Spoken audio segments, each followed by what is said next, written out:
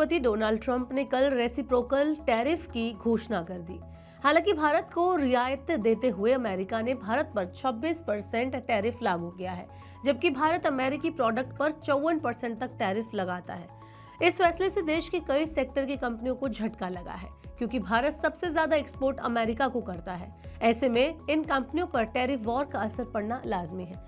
लेकिन एक सेक्टर ऐसा भी है जिसके लिए ट्रंप का टैरिफ वरदान साबित हो सकता है और इस सेक्टर की लॉटरी लग जाएगी। अगर ऐसा हुआ तो इस सेक्टर की शेयर मार्केट में लिस्टेड कई कंपनियों के भाव में हलचल देखने को मिल सकती है। कौन सा है वो सेक्टर जिसके लिए टैरिफ की आपदा अवसर बन गई?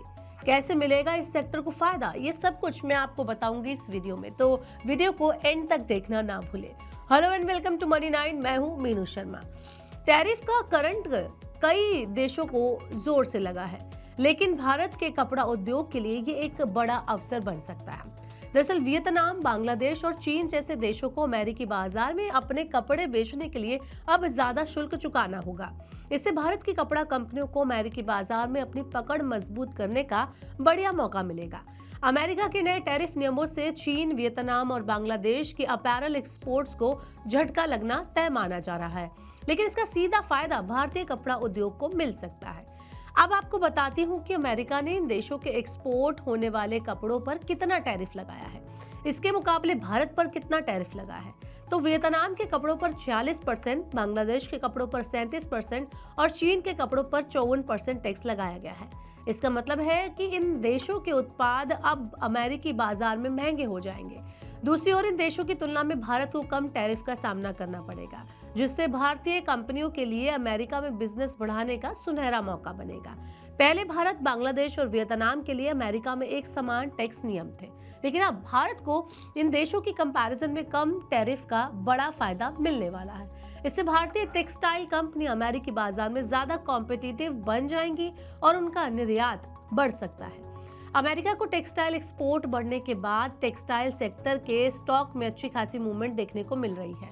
अब Arvind limited, KPR mill limited, Vardhman textile, Wilson living और ग्रासिम इंडस्ट्रीज जैसी कंपनियों के स्टॉक्स पर नजर रख सकते हैं। हालांकि हो सकता है कि शुरुआत में अमेरिकी कंपनियां अपने पुराने स्टॉक को खत्म करने में समय लें, लेकिन अगर नए टैरिफ नियम लंबे समय तक लागू रहते हैं तो अमेरिकी कंपनियों को कहीं ना कहीं से कपड़े खरीदने ही होंगे। उस सिचुएशन में भारत सबसे सस्ता और विश्वसनीय ऑप्शन होगा और भारतीय कपड़ों की मांग तेजी से बढ़ सकती है। भारत के लिए महत्वपूर्ण समय है, क्योंकि हो सकता है बाहर से कपड़े आयात करने के बजाय अमेरिका अपनी कपड़ा इंडस्ट्री को और ज्यादा मजबूत करने की भी कोशिश कर सकता है। आपको बता दें कि भारत के जीडीपी में कपड़ा उद्योग का योगदान सिर्फ 2% है, जबकि बांग्लादेश में ये 11% है और वियतनाम में तो ये 15% है। इसका मतलब यह है कि भारत को अन्य देशों की तुलना में कम दबाव झेलना पड़ेगा और वो इस मौके का बेहतर इस्तेमाल कर सकेगा। आपको क्या लगता है कि ये जो टेक्सटाइल इंडस्ट्री है, जो कपड़ा उद्योग है, उसको कितना फायदा मिलने वाला है ये टैरिफ आने के बाद? आप हमें कमेंट बॉक्स में बता सकते हैं और ऐसे और वीडियोस के लिए देखते रहिए मनी 9। इस सिप से तो नींद टूटती है, लेकिन केवल जागना नहीं, आगे भी तो बढ़ना है।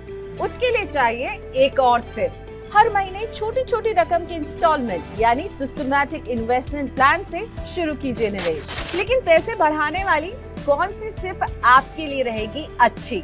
म्यूचुअल फंड सिप से जुड़े हर सवाल का जवाब मेरी सिप मेरा सवाल। सोमवार से शुक्रवार 4 बजे मिलेंगे हम सिर्फ मनी 9 पर।